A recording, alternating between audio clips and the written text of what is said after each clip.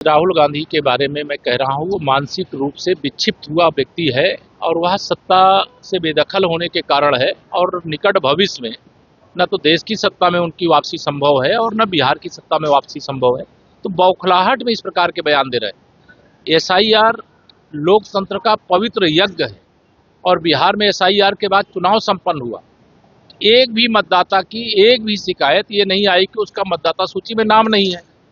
तो इनके पेट में दर्द क्यों हो रहा है? ये घुसपैठियों के हमदर्द हैं। ये मुस्लिम तुष्टीकरण की घटिया और घिनौनी राजनीति करने वाले हैं। इनको जवाब देने का काम जो बिहार की जनता वह कर रही है और करारे से जवाब देगी। और 14 नवंबर को जब वोटों की गिनती होगी तो बहुत बड़े अंतर से यहाँ एनडीए जीतेगा। कांग्रेस कह रही है कि अब बिहार के जो मंत्री हैं वो सामान पैकिंग कर रहे हैं, फाइल की भी चोरी कर रहे हैं, पता नहीं। देखिए, ये सब मीडिया में स्पेस पाने के लिए कर रहे हैं, इसके अलावा कोई मतलब नहीं है। ये जनता चिल्ला चिल्ला के बोल रही है कि महागठबंधन का खेल खत्म हो गया है।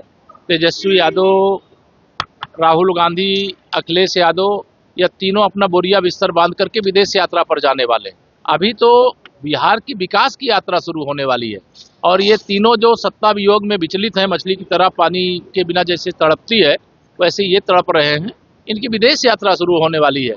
ये घुसपैठियों को बचा नहीं पाएंगे क्योंकि घुसपैठियों को हम लोग रहने नहीं देंगे इस देश में। घुसपैठी यहाँ धर्मशाला बना करके जो रह रहे हैं उनको अपने देश वापस जाना पड़ेगा। कड़े से कड़े कदम उठाए जाएंगे और एक भी घुसपैठिया, चाहे बिहार हो, चाहे बंगाल हो, चाहे आसाम हो, चाहे देश का कोई हिस्सा हो, बचेगा। सीसीटीवी कैमरे बंद हो रहे हैं, इसको लेकर विपक्ष के नेता आवाज उठा रहे हैं। मुद्दा विहीन लोग हैं और जो मुद्दा विहीन लोग होते हैं इस प्रकार के मुद्दे उठाते हैं। माननीय गृह मंत्री जी आधुनिक भारत के आधुनिक चाणक्य हैं।